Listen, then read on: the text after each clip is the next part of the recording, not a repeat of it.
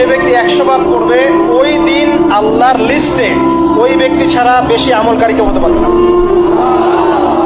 তবে সেই ব্যক্তি ব্যতীত যে এর চেয়ে বেশি পড়েছে, কেউ 200, 300, 500 পড়েছে, তখন সে বেশি র্যাঙ্কিংয়ে শীর্ষে চলে যাবে আর কি।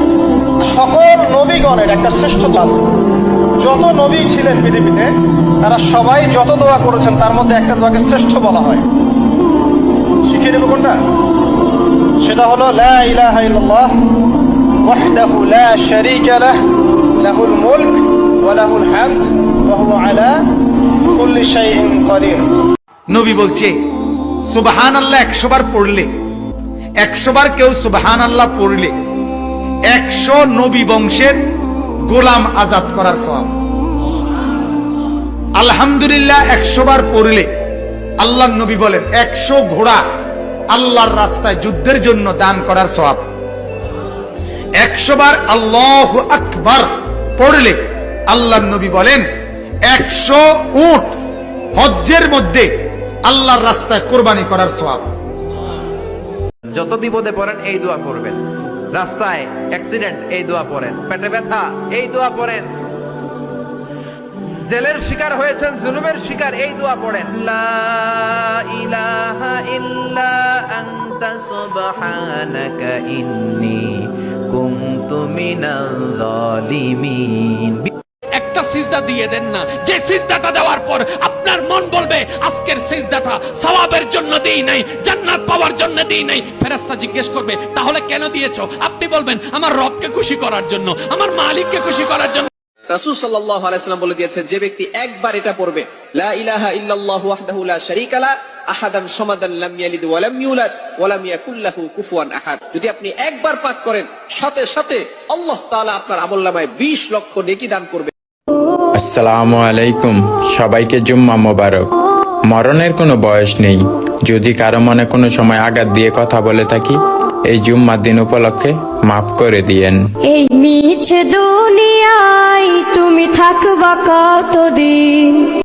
মৃত্যুর ঠিক 3 সেকেন্ড আগে আপনি 3টা জিনিস দেখবেন এবং সেই 3টা জিনিস দেখেই বুঝে যাবেন আপনার ঠিকানা কোথায়। কি দেখবেন, কিভাবে বুঝবেন? শেষ পর্যন্ত দেখুন, হৃদয় কেঁপে উঠবে। আসসালামু আলাইকুম ওয়া রাহমাতুল্লাহ। এই মুহূর্তে আপনি ভিডিও দেখছেন, সব স্বাভাবিক, কিন্তু জানেন এই স্বাভাবিক জীবন যে কোনো মুহূর্তে শেষ হয়ে যেতে পারে এবং যখন মৃত্যু আসবে তখন 3টা জিনিস দেখবেন। প্রথমত, আপনার সামনে আপনার পুরো জীবন ফ্ল্যাশের মতো চলে যাবে। ছোটবেলার দুষ্টুমি থেকে শুরু করে আজ পর্যন্ত প্রতিটা ভালো খারাপ কাজ একসাথে দেখতে পাবেন। রাসূল সাল্লাল্লাহু আলাইহি ওয়াসাল্লাম বলেছেন, মৃত্যুর সময় মানুষের পুরো জীবন চোখের সামনে আসে। সেই মুহূর্তে আফসোস হবে, কিন্তু আর কিছু করার থাকবে না। দ্বিতীয়ত, আপনি মালাকুল মউত অর্থাৎ মৃত্যুর ফেরেশতাকে দেখবেন। যদি আপনি নেককার হন, তিনি আসবেন সুন্দর চেহারা নিয়ে, হাসি মুখে, জান্নাতের সুগন্ধ নিয়ে।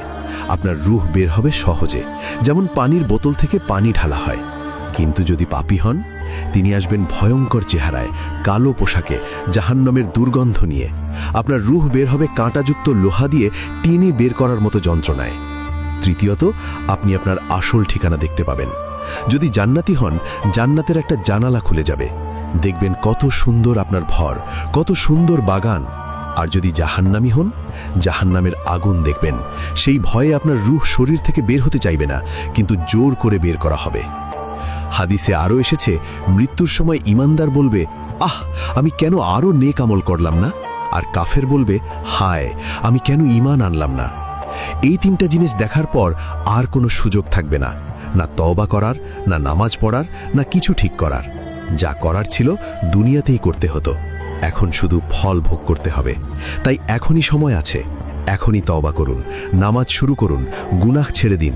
কারণ মৃত্যু কখন আসবে জানেন না, হয়তো এই ভিডিও দেখার পরেই আসতে পারে। তো আপনি কি আজ থেকে বদলে যাবেন? লাইক করুন, শেয়ার করুন। মন ছোট করবেন না। আপনার একটা সেজদা, যে সেজদা আপনি চোখের পানি ঢেলে দিয়েছেন আল্লাহর কাছে, যে আল্লাহ আমার ভুলগুলো তুমি মাফ করে দাও, আমার তওবা তুমি কবুল করো, ইনশাআল্লাহ দেখবেন ওই একটা সেজদা যদি কবুল হয়ে যায়, আল্লাহ পাক আপনার সব গুনাহ মাফ করে দিবেন ইনশাআল্লাহ। শিরকের পাপ থেকে তওবা না করে কেউ যদি মারা যায়, কোরআন এবং হাদিসের শক্ত দলিল যে সে ব্যক্তির জাহান্নামে যাওয়ার সম্ভাবনা 99%। আমাদের নবী মুহাম্মদ সাল্লাল্লাহু আলাইহি ওয়াসাল্লামকে আল্লাহ পাক বলেছেন লা ইন আশরাকতা, ইভেন তুমি যদি শিরক করো, হে নবী তুমি যদি শিরক করো, লা ইয়াহবাতান্না আমালুকা, তোমার আমলও আমি কিন্তু ধ্বংস করে দেব। সেখানে আমি আপনি কোনো সাবজেক্ট নাকি?